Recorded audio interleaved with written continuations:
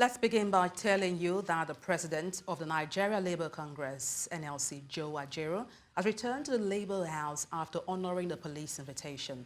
Joe Ajaero arrived at the force headquarters in Abuja on Thursday morning, accompanied by human rights lawyer Femi Falana and other associates. He left the police intelligence response team headquarters at about 11:15 a.m. after giving his statement. Ajaero did not speak to journalists at the IRT, but promised to address the media at the Labour House. His police invitation, reportedly linked to an investigation on alleged terrorism financing, sparked controversy with the NLC and other labour union accusing the government of trying to intimidate labour leaders.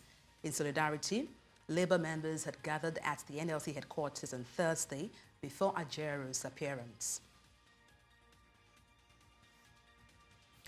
And to unpack this, we're joined by former National Vice President, Nigeria Labour Congress, and that's Fidelis Edeh. Good afternoon, glad to have you join me. It's my honor.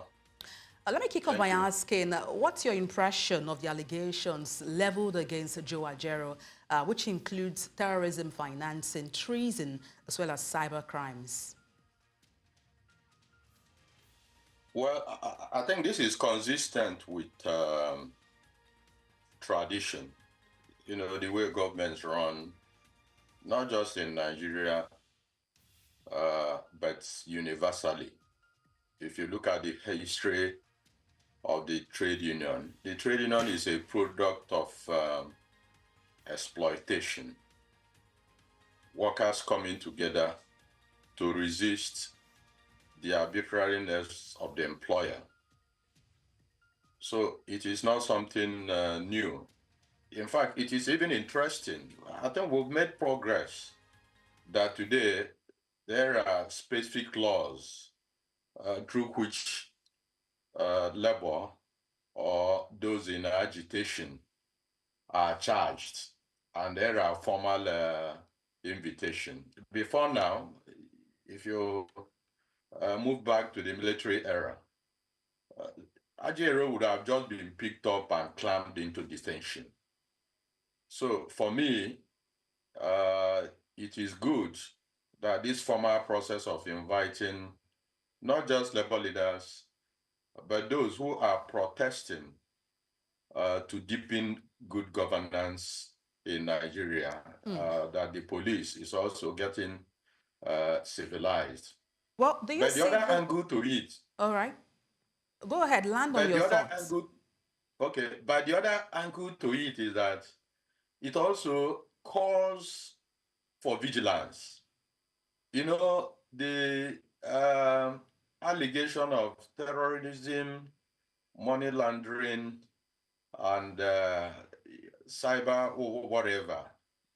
It also calls that each time laws are being debated at the National Assembly, that as citizens we must also be vigilant to participate effectively, you know, because the level of awareness this has attracted, maybe there are clauses to these laws that ought not to be there. But it is good that it is happening, because at the end of the day, no matter what the police is currently doing, if they believe they have sufficient evidence or facts, Ajaero will be charged to court, and the court will now be able to pronounce on that law as it affects the fundamental right of Ajaero, not now as NLC president, but as a citizen, in terms of freedom of expression, in terms of freedom to associate, and in terms of civil liberty. So I think we are making progress. Well, going forward, do you see this call by the police affecting the operations of the NLC in any way?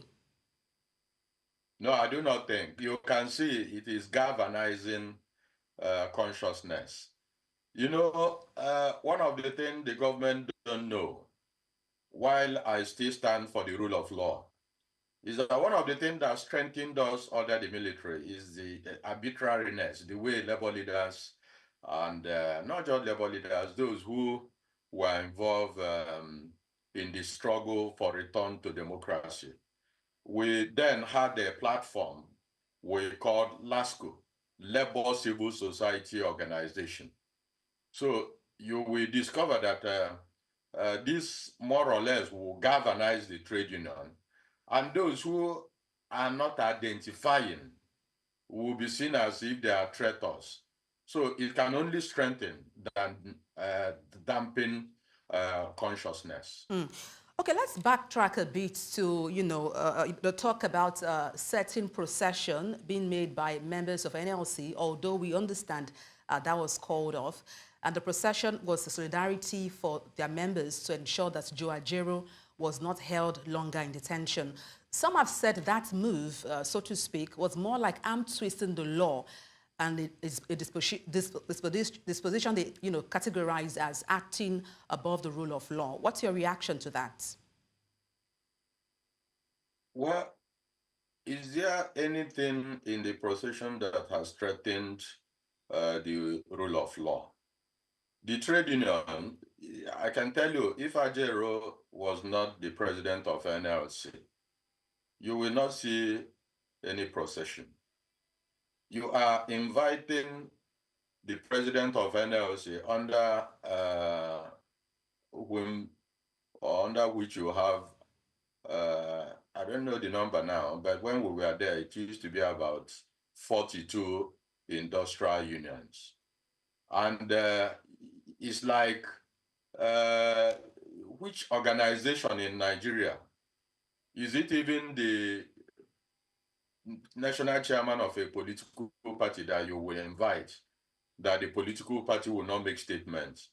They will not even go there. The police rather will go to the office to obtain a statement. Where the idea of arm twisting will come in is if they have prevented Ajaero from going to answer to the call. So I do not see anything. This is mobilization. This is show of strength. And this is a way of also civility. In fact, let me tell you, that invitation was unnecessary because the police was the one that called for the procession. I am talking with you now. You are in Abuja, I'm in Enugu. Is there, if it's about interrogation, couldn't they have even spoken to Ajaero on phone? Couldn't they want to see his face to confirm he's the one speaking? Can't they use Zoom? So that once you are now inviting him, you are inviting him because he has a case to answer. So there are modernity, there are things we have to begin to understand. You can see, okay, what is the difference in what we are seeing with Labour and at the initial stage when the Republican candidate in America started appearing before the courts? Was he going to court alone? Even at a point, you recall that the court almost tried to put a kind of ceiling on his statements and all that, buying him from making certain comment. But it didn't quite affect him because civil liberty is so strong in the United States. So the interpretation of arm twisting or bullying does not come in. Where it would have been is if the procession or whatever the mobilization was to stop Ajaero from going to answer the police. So that interpretation, it is what you have, you use. And there is nothing illegal in NLC president being escorted to answer to police invitation. It could have been different if he didn't go. In fact, I think last week I spoke to Ajaero when this invitation came, and he told me that I think he was undergoing an examination, and he told me no, that as soon as he's through, that he will be there. I said, that's what you need to do. When we were there, that was also the same process. It is what you use. Ajaero is a leader of the trade union, but at the end of the day, if the police found him wanting in the allegation, you will discover that the trade union will not stop him from being arraigned in court. That is just the point.